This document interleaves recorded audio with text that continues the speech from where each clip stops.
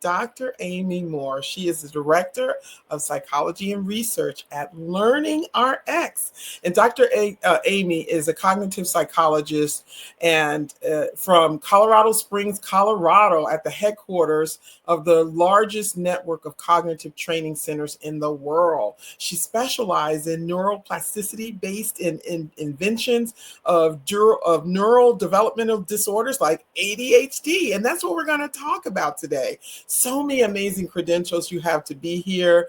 And of course, you know, you describe yourself as the ADHD mom. I'll let you tell your story. It is so very exciting to have you here. So without further ado, we have exactly 1 minute. I don't know if I'm over, but we have exactly 1 minute. I'm going to give you the opportunity to take the floor and I'll disappear. I just want to say hello and tell me how the weather is there in Colorado. Well, hello. I'm so excited to be here too. It is 87 and a little bit overcast because we have some wildfires happening around the state and it kind of blows in. And so unfortunately, we're not enjoying the sunshine that goes with 87 degrees, but 87 in Colorado feels like 77 in Maryland. Got it. I love it. I love it. And you describe yourself as the ADHD mom. You know, tell us, how many children do you have? Yeah, so I have 3 boys. They are now 20, 24, and 26, and 2 of them have ADHD, and I have ADHD myself. So I describe myself as an ADHD mom and a mom with ADHD. Wow, well, because I get it. Yeah, I love it. I love it. Well, without further ado, I present to some, introduce to others, the awesome, incredible Dr. Amy Moore. I'll disappear, and I'll look forward to coming back when you're done. Thank you for being here today. Thanks so much for having me. Well, hello, everybody. I'm so excited to be with you guys. Just a fun piece of trivia. I was born in Easton, Maryland. I grew up in South Carolina. I've been in Colorado for 20 years. The military brought us here. But I still have family in Maryland, on Solomon's Island and in Prince Frederick. And in the DC area. So where you live is near and dear to my heart. And I was thrilled to be invited to get to come and talk to you guys today. So I'm going to share my screen. I am not proficient in StreamYard, so I hope I get this right. Let me just double check that you are seeing full screen, and you are. So I'm going to go back here and we'll get started. And Lana here, let me know if I have done that wrong. So today I'm going to talk about hacking the ADHD brain. This is an hour-long, actually it's an hour-long presentation that I'm squishing into 45 minutes. So I'm going to talk really fast. I talk fast anyway, so hopefully you guys can keep up with my chatter. So quickly, I'm a cognitive psychologist and a clinical researcher. I'm the director of psychology and research at Learning RX in Colorado Springs. I'm the host of the Brainy Moms podcast. And before I became a psychologist, I was a teacher and a curriculum specialist and a teacher educator. I'm also a TEDx speaker.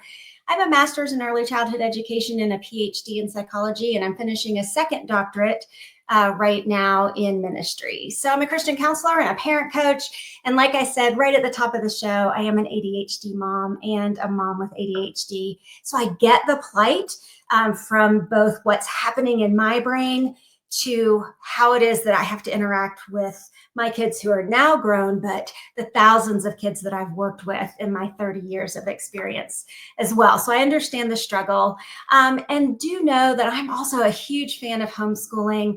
My youngest, we homeschooled in high school. And my oldest, we homeschooled in middle school. And so my 3 boys sort of were in and out of different types of schools, finding the right fit for each of them. So I'm a big fan of homeschooling and a big fan of individualizing what we need for our kids' individual needs. All right, so what are we going to talk about today? Well, I'm going to give you some surprising differences about the ADHD brain, and then I'm going to talk about 5 things that influence what you are seeing in ADHD in terms of behavior and learning. So the ADHD brain is different. And the reason why I want to show you some really cool brain images about how the ADHD brain is different is because I want to build empathy for your child or your spouse even, or I want to build self-compassion for you if it's your brain with ADHD, because these brain differences help explain some of the things that we see. So first, I want to show you the difference in SPECT scans. So SPECT scans show how blood flows throughout organs. So the white circles on the right side of your screen show decreased blood flow to the prefrontal cortex in the ADHD brain. If you can imagine laying on a table and looking upwards, those top circles, that is right here, the prefrontal cortex, the reasoning center of our brain. So with decreased blood flow to the prefrontal cortex, it's not going to operate as efficiently. Okay, now I want to show you some differences using quantitative EEG. So EEGs measure electrical activity in the brain. So this study was a study on the brain of adolescents with ADHD on the right, compared to adolescents without ADHD. And so as you can see on the right in those warm colors, that's widespread hyperconnectivity or overconnectivity, or some exaggerated interactions between brain regions. The brain is working too hard and not very efficiently during cognitive tasks compared to how the brain is working in those non-ADHD controls. Okay, so these are fMRI scans with connections to that frontal lobe that we talked about. So MRI uses this big magnet. It aligns the protons in the body to create this image. So this is a functional MRI created as a math problem. So controls on the left, the ADHD kids in the middle, and then the differences on the right as this math equation. And so what we're seeing is normal connections minus those abnormal connections equals the difference. And so in a majority of those differences are found in the frontal lobe. This is a side view of the brain, by the way. But also those differences are shown in the precuneus, which is responsible for memory and motor coordination and self-awareness and empathy. So these are PET scans. So PET scans show how the brain uses glucose for energy, and that is the brain's typical source of energy is glucose. So the non-ADHD brain on the left is shown in white, red, and orange, and it shows higher glucose metabolism, or this efficient use of glucose for energy. But the ADHD brain on the right, shown in blue, green, and purple, shows lower glucose metabolism, meaning that brain can't efficiently use glucose for energy. So another difference that we see in studies between ADHD brains and non-ADHD brains is a difference in total overall brain volume. So you can see that there is a reduction in brain volume by about 100 milliliters in the ADHD brains compared to the non-ADHD brains. So that's telling us that the ADHD brains are a tiny bit smaller. And so then we also have differences in neurochemistry, differences in how neurotransmitters function in ADHD. And so neurotransmitters are those chemicals that help information communicate from neuron to neuron. And so like a key fitting into a specific lock, each neurotransmitter has its own molecular structure, and it's only able to attach to a neuron with receptors that match it. And so when a neurotransmitter finds the neuron with a matching receptor site, that neuron catches the neurotransmitter, which then binds to that neuron and it stimulates it to do something, or sometimes it tells it to calm down. So in this diagram, the sending neuron right before the synaptic gap is on the left, and the receiving neuron is on the right. And so there are at least 50 different neurotransmitters, but in ADHD, we've identified a problem with 2, and that's dopamine and norepinephrine. So we aren't exactly sure what the issue is, but there are 3 possible explanations for why we have a problem with dopamine and norepinephrine in ADHD. So the first possible reason is there's a deficiency in dopamine or norepinephrine, that the sending neuron doesn't release enough of those neurotransmitters. A second reason might be the first neuron might send enough neurotransmitters, but the receiving neuron is having trouble catching it. And then the third reason might be that the sending neuron sends enough neurotransmitters out, but then sucks them back up before the catching neuron can actually catch them. So this is why we need our dopamine and norepinephrine for brain function, right? So dopamine helps us with focus, and it has to do with pleasure and motivation and reward response. But norepinephrine helps reduce distractibility, and it increases inhibition, and it helps us with executive functions. It also helps the brain with waste clearance, which I'm going to talk about in just a minute. And then we also have differences in how we accomplish tasks. So because of these deficits in neurotransmitters, there is a difference in how we rack and stack priorities. So in the non-ADHD brain, we decide what to do first by what's important. And then we choose what's next important. And then we probably would choose to do something that's going to give us a reward.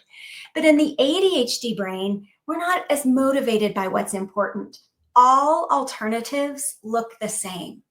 So it isn't really that we have a deficit of attention. We actually have too much attention. Everything looks as important as the next thing, so we pay attention to it all. Okay, and then finally, there are differences in how we tell the same story. So in the non-ADHD brain, first we set it up, and then we'll say, first this happened, then next this happened, and finally this happened. And the estimated time to tell this story is about 2 minutes. Well, in the ADHD brain, we'll set it up, but then we'll go first, next, then, oh, wait, oh, hey, remind me to tell you about this. Oh, and then this happened, and you would not believe what this happened.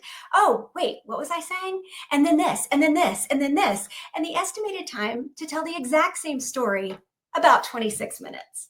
So how many of you can relate to your child or your spouse or even yourself taking 26 minutes to tell a 2-minute story? Happens all the time.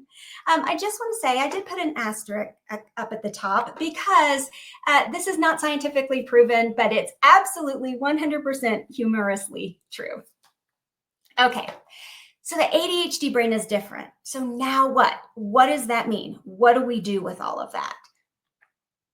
Well, now I want to talk about 5 things that influence ADHD and that are occurring in ADHD that are influencing behavior and learning. So these 5 things sort of have this bidirectional relationship between ADHD and behavior and learning. So they're causal, but they're also intervention targets. And so when parents talk to me about their child's ADHD, whether they're asking me for advice about their ADHD child, or if they're even asking the question, do you think my child has ADHD? These are the 5 areas that I'm going to address first. So let's talk about sleep. So elementary kids need about 9 to 12 hours of sleep. Teens need 8 to 12 hours of sleep. And kids with ADHD, as you probably all know, are notorious for sleep deprivation. So kids with predominantly hyperactive type suffer more from an insomnia, and kids with primarily inattentive type typically go to bed later. And if they have the combined type, they have both issues. Well, we just talked about dopamine. Well, lack of sleep can reduce dopamine sensitivity in the brain. And kids' lack of sleep means what? We have lack of sleep as parents. All right, so why is sleep so important? Well, toxins and waste build up in the brain during the day as we think and feel and move and use up our neurotransmitters. They actually leave behind some waste products. So if you think about the brain as a city, and all of these people are working and moving and living throughout the city, and they're leaving trash everywhere. Right? So the trash is clogging up the streets and clogging up the stores. And so during the evening, the cleaning crew comes in and cleans up the city. Well, the same thing is happening in our brain. When we fall asleep, especially during slow wave sleep, norepinephrine kicks in. It shrinks the cells just enough to allow room for cerebrospinal fluid to come in, mix with the interstitial fluid that's already in the brain tissues, and rinse the waste out. And so it actually drains out into our lymph nodes, into our lymphatic system, where the body can dispose of it. So it's like a faucet that turns full strength during sleep. but during the waking hours, it just drips a little bit. So a neuroscientist on our team, who's also my best friend, Dr. Christina Ledbetter, she says sleep is like putting our brains through a car wash. And if this process doesn't happen, those toxins and waste products build up in the brain and it can't function properly. Neurons can't communicate effectively. So we see exacerbated ADHD symptoms. And most research on this process, it's called the glymphatic system. Most of the research on it relates to Alzheimer's and Parkinson's, but there's recent research in the last 2 years related specifically to ADHD symptoms as well. Fascinating, huh? Okay, sleep is so important, it consolidates memory. What we learn during the day is then committed to memory during sleep, and even short naps can help with that process. And sleep deprivation reduces our capacity for regulating our emotions. And we know that emotions are really big in ADHD, and we're going to talk about that in a minute too. But sleep deprivation can lead to moodiness and irritability and reduced frustration tolerance, but also hyperactivity and impulsivity as well. And it even reduces the ADHD brain's ability to interpret facial emotional expressions. So when we're seeing these behaviors, we have to ask, is there an issue with sleep? All right, so I want to give you just a few quick tips for improving sleep in ADHD. So first, we have to meet our child's sensory needs. So there was this big meta-analysis on 30 different research studies that showed significant sensory dysregulation in both children and adults with ADHD. So many kids with ADHD have sensory sensitivities, which means they're hypersensitive to sensory inputs from the environment. And others are seeking greater sensory inputs from the environment. And our environment gives us clues about that. So you may have a child who has an itchy tag in their pajamas. Those kids are sensory avoiders. And so that's going to impact their ability to fall asleep if their pajamas are itchy or uncomfortable. You might have a child who runs laps around your living room and throws themselves into the couch cushions. Those are sensory seekers. And so they haven't gotten enough input from the environment during the day and will need some additional ones before bed. So one of the fastest ways to change a challenging bedtime is to identify what those sensory needs are in your child and then adjust the environment to meet those sensory needs.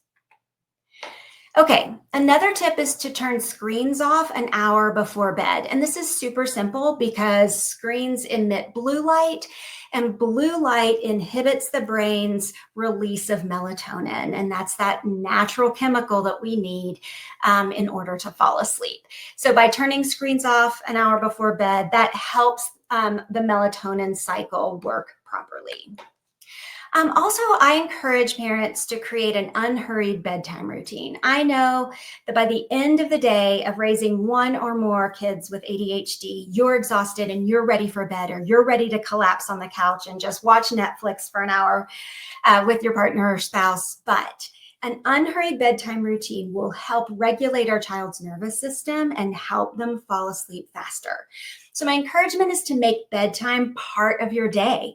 Just like dinner time is part of your day, so is bedtime. It's just another routine where you have the opportunity to connect with your child, help them lower their cortisol levels. If you can sit arm to arm with them, it reduces cortisol and releases oxytocin, that bonding hormone. So try to make that bedtime routine unhurried. And then it's really important to have a consistent schedule. Then the brain needs a consistent schedule. Kids need a consistent schedule so they know what to expect so that they aren't surprised. And that also helps you with planning. And then it's really important to teach our kids relaxation techniques. So breathing and grounding exercises that help their bodies relax. All right, so the next thing I want to talk about is nutrition. And I want to be clear that I'm not talking about diet. Don't want to contribute to disordered eating or give anyone the impression that diets cure ADHD. But what I'm talking about is the type and quality of food eaten, not the amount. And so the first thing I want to talk about are food allergies or food sensitivities. So food sensitivities can mimic symptoms of ADHD or worsen symptoms of ADHD, especially inattention and brain fog. So the first question to ask is, does your child or do you have any known food allergies or sensitivities? And if so, has there been any exposure to these foods? So the two most common that we're going to talk about are dairy and gluten. So why is dairy such a problem? Well, dairy is inflammatory. It creates inflammation in the body. And if the body is inflamed, so is the brain. And if the brain is inflamed, the neurons have a difficult time communicating with each other. They already have a difficult time in ADHD. So let's not make it more difficult. One major symptom of dairy allergy or dairy sensitivity is brain fog. Well, research shows that antibodies to dairy, so when you have a dairy allergy, your body produces antibodies. Those antibodies actually poke holes in the myelin sheath. The myelin is what coats our neurons and helps them communicate most effectively. But those antibodies to dairy poke holes in them. So again, our neurons can't communicate as effectively. So I do want to talk about gluten. There's a growing body of research on the neurological manifestations of gluten sensitivity. And research shows that ADHD symptoms are overrepresented in people with gluten sensitivity. And so for some gluten sensitive people, those antibodies produced by exposure to gluten can impact neurotransmitter release and the function of our neurons. So what brain fog and attention that we see in ADHD might be exacerbated by sensitivity or exposure to gluten. All right, let's talk about pesticides. So there was this study in 1,100 children, and those with higher levels of pesticides in their urine were twice as likely to have ADHD. And research shows that pesticide exposure impacts dopamine receptors. So remember, we already have problems with catching dopamine. So we want to choose organic foods whenever possible to reduce our exposure to pesticides. All right, sugar.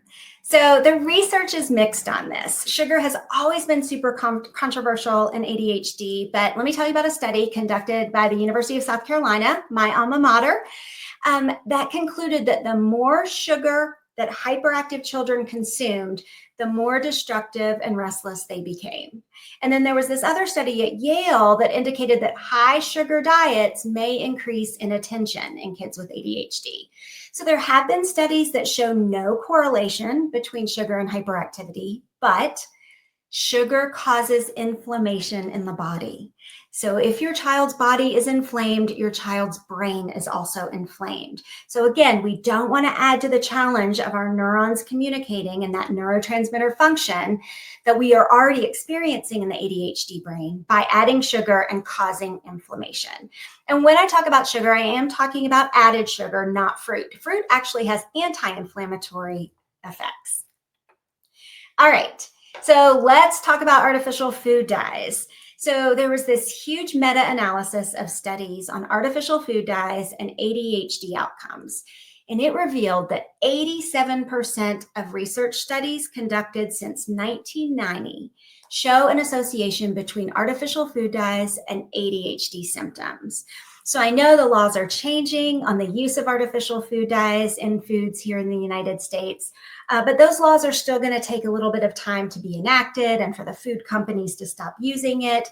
But we have the power as parents to stop buying foods that have artificial food dyes now. And then the final topic in nutrition that I want to talk about are omega-3 fatty acids. So omega-3 fatty acid deficiency is associated with misshapen dopamine receptors. So remember, if the receiving neuron has misshapen dopamine receptors, that means it might not be able to catch the dopamine that the sending neuron is putting across that synaptic cleft. But normalizing our omega-3 fatty acid levels also normalizes the shape of the dopamine receptors.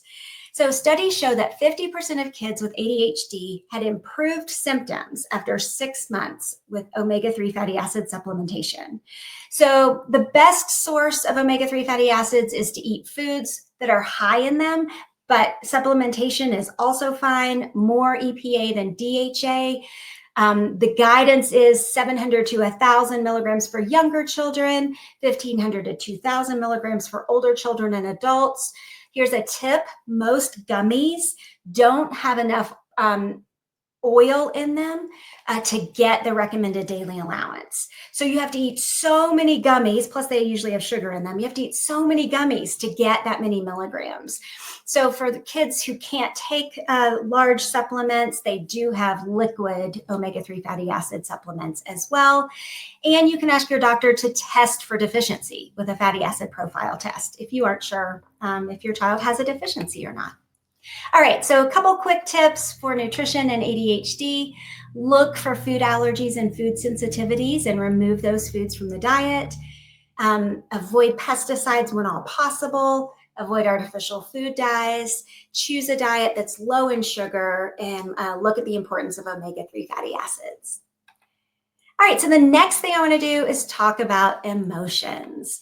I'm sure everyone here right now recognizes, knows, and really struggles with kids who have really big emotions.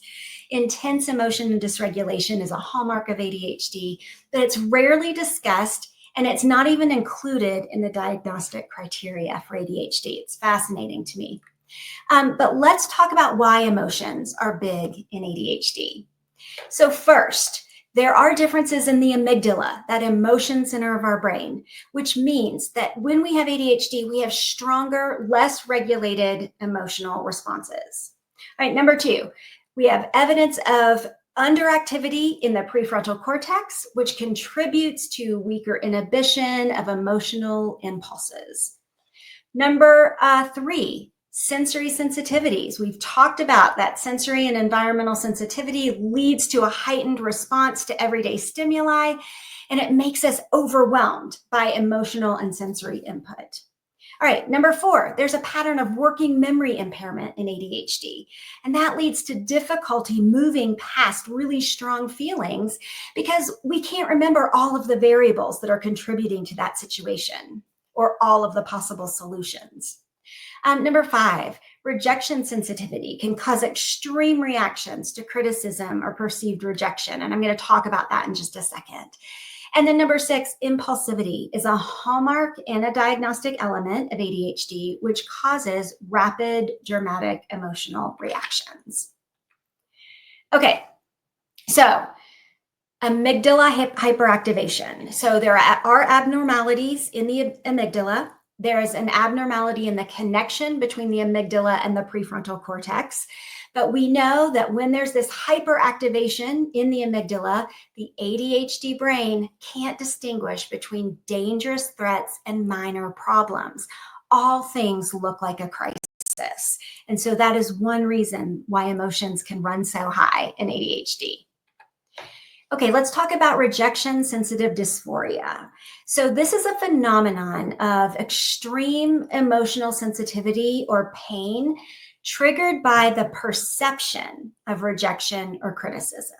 Doesn't even have to be real rejection or real criticism, just the perception of it. That word dysphoria is Greek for unbearable. So that extreme emotional response to the perception that we're being rejected or criticized or love is being withheld, that response can look like full-blown depression or rapid cycling bipolar disorder, even suicidal ideation. It can also cause instantaneous rage. So almost all people with ADHD have rejection sensitivity, but a third of people with ADHD report that it is the most debilitating aspect of having ADHD. I am one of them.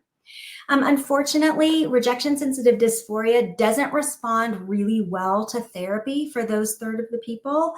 They either become people pleasers or they get paralyzed and stop trying altogether.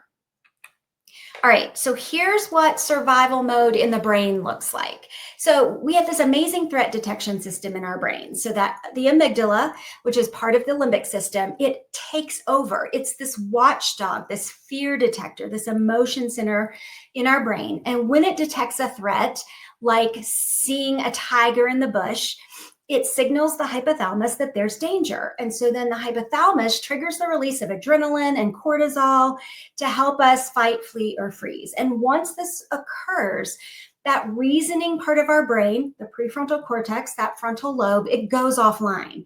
And we can't think rationally. We can only react physically and with big emotions like fear and anger. So you may have heard the term amygdala hijack, and that's because the amygdala has hijacked or taken over the prefrontal cortex. This is also referred to as flooding. So our reasoning center becomes flooded with emotions. And interesting tidbit, our hearing actually diminishes to only be able to hear low frequency sounds. It's a survival mechanism. So the ability to hear that tiger rustling in the bush, it's called auditory exclusion.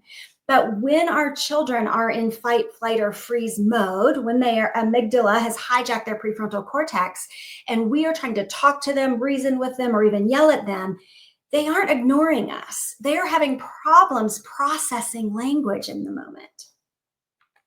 Okay, if you're familiar with the Avengers, here's an analogy.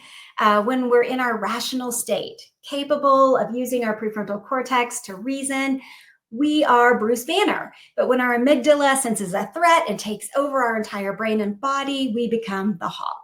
So when we're calm, we're in Bruce Banner brain. When we're flooded, we're in Hawk brain. And here's the thing with ADHD. This doesn't just happen when there's a tiger in the bush behind us. Because the ADHD brain views everything as important, it means that everything can be perceived as a threat. So the perception of rejection or criticism is an actual crisis, and it creates a crisis response. All right, as you know, I love this image. As you know, kids with ADHD can be like fire. And so they need a caring adult to help regulate their emotions. See, emotions are contagious. We have these smart cells in our brain called mirror neurons. So, you know, when you yawn, someone else will look at you and yawn back. That's because of mirror neurons. Their neurons are mirroring what you are doing, what they are seeing you do. So we have to help co-regulate our child's emotions. We need to coach them through the storm, and that actually starts by being calm ourselves. It's hard. It's hard to hug the fire. But what are some ways that we can help co-regulate our child's big emotions?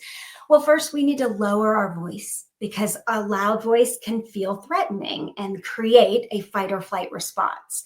So we can soften our facial expression and relax our posture so we don't appear to be visually threatening. We can be near and on our child's level, but only what's comfortable for your child, right? So you might just be in the same room, not necessarily right next to them. But we can dim the lights, we can turn off or down the TV or radio. We can begin modeling some breathing exercises or take a walk, talk through our own emotions, sort of narrate that. So we have to be models for what it looks like to stay calm in the storm. And then we have to be an emotion coach. So we have to ask ourselves, does my child know how to reset? One of the most paralyzing things that you can say to someone with ADHD is calm down. Usually because we're hijacked and we take that as an attack on our current uncalm behavior. But the reality is if we knew how to calm down in the moment, we probably would be calm. So we need to coach our kids through a reset. And so these are calm down strategies, but we're not going to use those terms with our kids. Instead, we're going to say something like, wow, I can see you're really upset. Would you like me to help you reset? Or I can see you're having a hard time. I'd like to help you if you'll let me. Want to reset together? And so when we can do some resetting exercises with our child, we can help them co-regulate their emotions, but it also helps us as parents stay calm as well. All right, so I'm going to teach you a few. The first one is called cool breathing. And the reason this works is it's going to vibrate the vagus nerve and cool down our sympathetic nervous system. So the vagus nerve is the longest nerve branch in our body. It starts just below our brainstem, and it touches every major organ in our body, but it's responsible for lowering our heart rate. And so when we can vibrate it or activate it, it will press the brakes on fight or flight. It will press the brakes on that sympathetic nervous system response and activate the parasympathetic nervous system, the part of our nervous system that calms us down. And so we can do this with our child. And so what we're going to do is we're going to breathe in. We're going to imagine cool air cooling our body on the inside. And as we breathe out, we're going to say the word cool in a low register, and we're going to say it until we've let all of the air out. But we're going to touch our throats to make sure that we feel our voice box vibrating, because that's what's vibrating the vagus nerve behind it. So it'll go like this. Cool. And we'll do it until all of the air is out, because that exhale is super important for activating the parasympathetic nervous system. And we might need to try it 2 or 3 times before we feel calm, before we feel our heart rate regulating and our nervous system regulating. All right, here's another one. It's called the sigh. And so we're just going to take a deep breath in, and then another one really briefly in, and then we're going to sigh until we let all of the air out. So, we typically hear, oh, you need to take a deep breath. Well, it's not the inhale that's important. It's the exhale that's important. So that's all that we need to remember. There are a lot of techniques where you hold your breath and you count. We just need to remember that the exhale needs to be longer than the inhale. So deep breath in and then sigh as you let the air out. All right, let's do another one. This one you may have seen. It's very popular with helping with anxiety, but it's amazing to do with your child to help co-regulate emotions. And so you can go, hey, let's play a game. Let's name 5 things we can see. I can see my computer screen, my water bottle, the ring on my hand. So you name it, and then you can say to your child, okay, what are 5 things you can see? And then start with 4 things that you can touch or feel. Hey, I'm going to name 4 things that I can touch. My pants, my phone. Oh, name 4 things that you can touch, and just alternate back and forth until you've gone through all of the senses. And what that does, that sensory experience grounds us in the present moment, right? So it pulls us out of fight or flight and the attention on whatever the crisis is, and it pulls us into this sensory experience in the moment. Okay, here's a bonus. Cooling eye masks. You have probably heard someone say you need to splash cold water on your face to help calm yourself down, or throw your face in a bucket of ice water. Well, the secret here is you don't have to put your entire face in a bucket of ice water in order for this to work. It's called the mammalian dive reflex. And you just need something cold on the top of your cheekbones to make it work. And so a cooling eye mask that you just keep in the freezer, you lay it over your eyes for about 30 seconds. It actually activates that mammalian dive reflex, lowers the heart rate, and presses the brakes on fight or flight. All right, let's review emotion regulation tips. So we have to stay calm as parents first and help co-regulate our child's emotions. We have to teach them some resetting skills, make sure that we're meeting their sensory needs. We have to choose our words carefully so that our words don't feel judgmental or criticizing or threatening. And remember, sleep.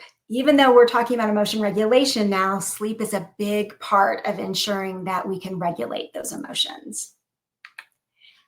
All right, let's move on to that 4th bidirectional influence on ADHD, physical activity. All right, so research shows that kids with ADHD engage in physical activity 21% less than kids without ADHD, probably because it takes some sustained attention to do it. But physical activity, especially aerobic activity, is essential for the brain. And it has nothing to do with the size of the body, but studies are showing that improved ADHD symptoms are occurring after 20 minutes of intense exercise. Why? Why is that so? Well, we think it has to do with a protein called BDNF, brain-derived neurotrophic factor. It's like miracle grow for the brain, and that is released during aerobic activity. And it helps repair neurons and grow new ones. And exercise also increases the size of the hippocampus, which helps with memory. And we've also learned from research that green time in nature is helpful for ADHD. It helps with sleep and it helps with waste clearance during sleep. And we talked about that. All right, these 6 technical movements require balance, error correction, timing, and intense focus. They are great for ADHD brain. So things like martial arts, dance, mountain biking, gymnastics, rock climbing, and skateboarding require those technical movements, balance and error correction and timing and focus. So consider getting your child involved in one of those if sports is not their thing. All right, quick tips for physical activity. We need to model it and share it. We need to schedule it into our day. And we need to limit other activities and options during that time of day, right? So we set this expectation that, hey, during this hour, this is our physical activity time, and we're going to do it together. We want to provide lots of active toys and equipment, thinking outside the field, like those other extracurricular activities I showed. And yes, remember, set the expectation. Because of course, there are children who would much rather spend their free time on a game or listening to music or watching a show or doing something that is not as active, but we need activity for the brain. All right. And finally, we're going to talk about that 5th bidirectional influence, and that is the strength or weakness of our child's cognitive skills. And this is the area that I work in clinical research. So cognition in ADHD is not just an attention problem.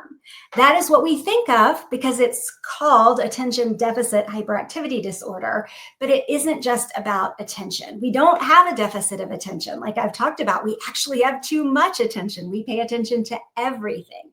So I want to show you some of the other documented cognitive issues. So in 2019, neuroscientist Dr. Christina Ledbetter and I created cognitive profiles of more than 5,000 people with ADHD from ages 4 through 40.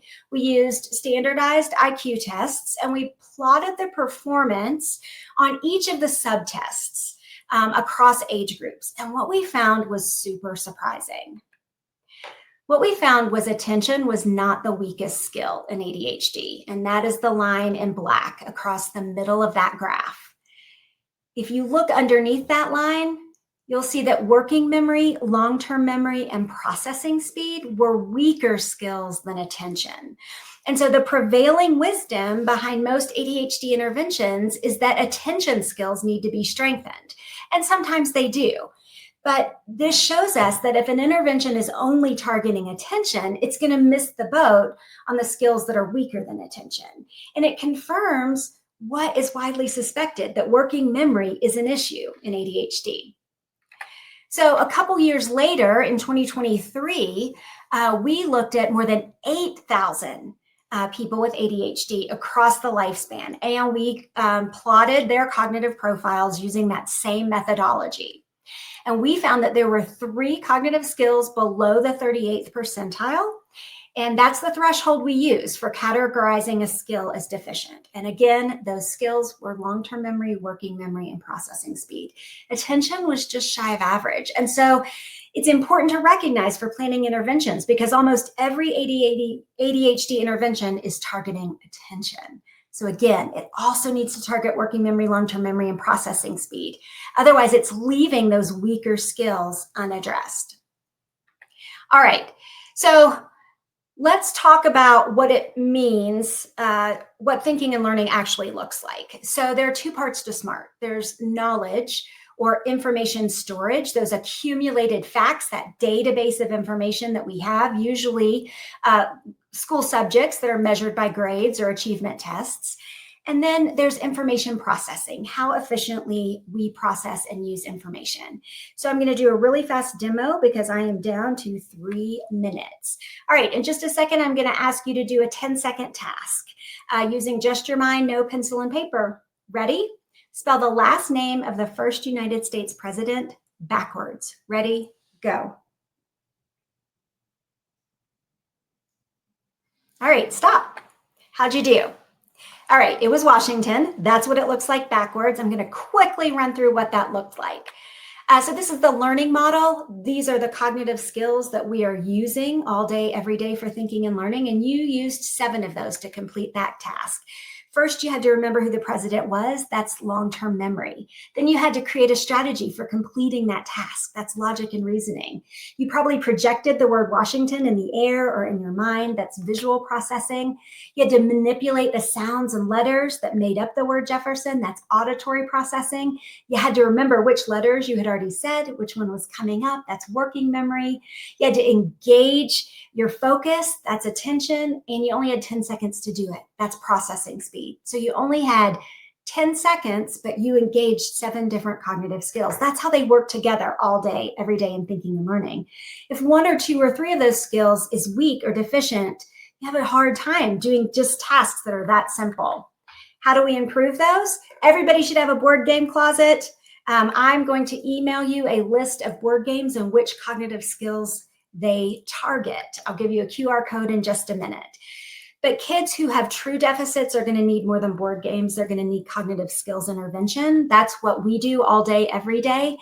One-on-one, either across a computer screen on Zoom or across a desk in person. We use 1,000 different types of hands-on tasks, paced by a metronome.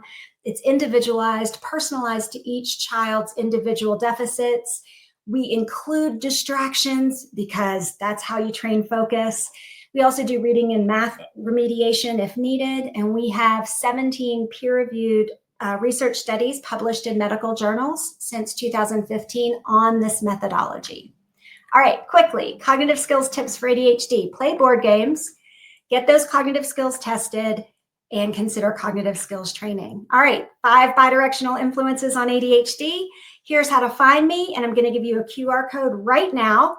I'm going to send you a bunch of free stuff. Those board games, a book about cognitive training, some free cognitive training exercises to try yourself, just a bunch of cool stuff. And then LearningRx is going to offer you guys a special cognitive testing discount. So it usually runs between $250 and $299. But with our partnership with MACHE, you can get it for your family members for $99. But for those of you who are here today, if you sign up after you get my email tomorrow, you can get it for just $59. It's a discount link that'll be active for 24 hours. So there's your QR code. Thank you so much for having me today. I really loved being here.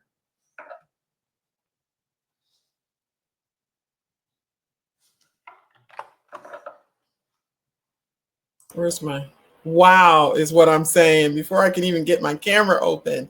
Wow, wow, wow. We are just in awe of what we just learned. And I think the part that I'm so excited about is Dr. Amy is going to be at the MACHE convention on May 15th and 16th of 2026. So some of you who come to our MACHE convention are going to get a chance to meet her live. Dr. Amy, wow. Just wow. This is one of those playback. It was so amazing. Thank you so very much for your hard work, your research, your excellence in this particular field. I learned a whole lot. I've learned the mistakes I've made, and I think I have ADHD too. I was like, hey, that's me. Hey, that's me too. So this is exciting. So you do cognitive training also for adults too, right? Absolutely. We do ages 4 and up. And so we've had clients in their 90s. Yeah. And so for brain injury, for more than just ADHD, for sure. Dyslexia, age-related cognitive issues. We work with just about anyone who needs some help strengthening their cognitive skills. We've worked with over 130,000 people. I love this. This is so exciting. And did you, one more time, if you can just audio, give them the website that they can go to find you and all of your great work. We're going to be adding a section on our member savings side of MACHE. So you're going to have direct access to all of those great benefits that she said. But please give us your website again. Yeah, so learningrx.com is the main website. We're all over the world, by the way, but if you don't live near a center, we can come right into your dining room over Zoom. You can find me at amymorephd.com. And please listen to my podcast. It's thebrainymoms.com, or we're on social media at The Brainy Moms.